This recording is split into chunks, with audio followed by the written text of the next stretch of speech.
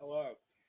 In Act 1, Scene 3 of Corneille's Cinna, Cinna speaks to his beloved Emilia about the plot to assassinate the Emperor Augustus. Against a tyrant there was never planned a plot likely to have so good an end. No plot as ere before displayed such warmth, or good accord in seeking someone's death.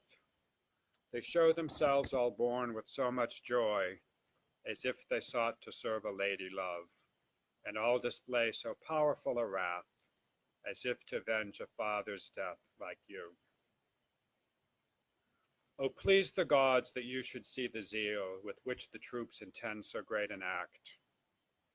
At just the mention of Augustus' name, you'd see the fury that inflames their eyes, and contrary though it may be, their brows are white with hate and red with a slow burn. O friends, I said, the happy day has come that must conclude our generous designs. Into our hands the fate of Rome is placed, and on the loss of one man it depends, if one inhuman may be called a man, more like a tiger than a Roman man. How many plots he's formed to spill Rome's blood, how many times he's moved from league to league, Antony's friend at times and others not, and always insolent and very cruel. Thereby a lengthy list of miseries that during our young days our fathers bore, refreshing with the memory their hate, I strengthen in their hearts the wish to act. I tell the stories of the sad events, where Rome itself tore at its own entrails, an eagle tearing at another's throat, our legions fought against our liberty, where our best soldiers and their chiefs so brave did sacrifice their glory to be slaves, where to augment the shame their arms had brought, they sought to bring the world within their chains, and for the sake of conquering the world, the name of traitor made to seem not bad. Against each other Romans did combat, the choice among the tyrants for a goal. I add to these tableaus the dreadful sight of their unholy, frightful concordance, disastrous to all that was good in Rome. To call it as 'twas called triumvirate, but I can find no colors black enough to represent the tragedies that came. I paint the murders o'er and o'er again, as Rome drowned in the blood of its own young. Some met their death outdoors in public squares, and others died indoors among their folk. The wicked led to crime by thought of gain, the husband killed in bed by his own wife, the son dripping with blood from father's death, and holding high the head to get his due. I could present only a faulty sketch of images drawn of their bloody peace. Tell you shall I the names of all those greats whose deaths I have invoked to sharpen nerve, of exiles famed, of those like demigods whose lives were lost by dreadful sacrifice. Could I describe to you the restlessness, the shivers, and the sort of violence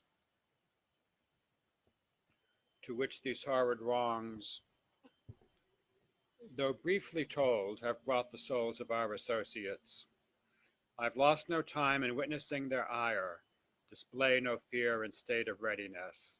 I briefly then do add the cruel deeds, the loss of goods and of our liberties, the ravaged fields and all the pillaged towns, proscriptions and also the civil wars, are all the bloody steps Augustus chose to mount the throne and be the source of laws.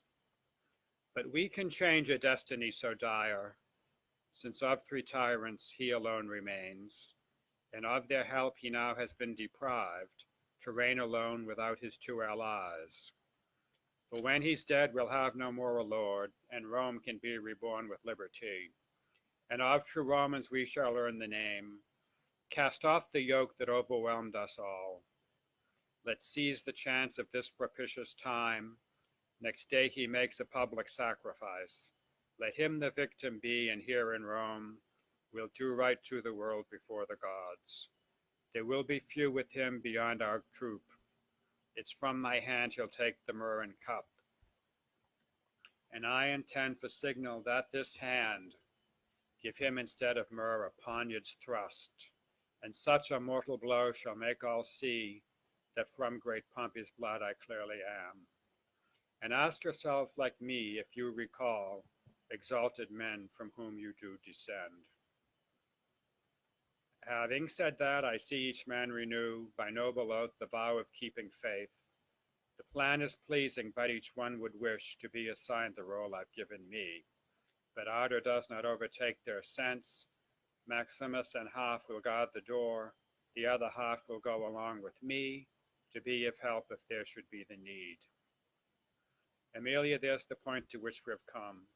Tomorrow I find either hate or praise, a killer foul or liberator good, and Caesar either prince or tyrant called. From thee success against tyranny we gain, depend our glory or ignominy. The people, arbitrary in their views, detest a tyrant dead but not alive. For me, be heaven to me kind or hard, to me bring it prestige or punishment, and Rome declare itself my friend or foe, to lose my life for you would sweetness be. Okay, thank you.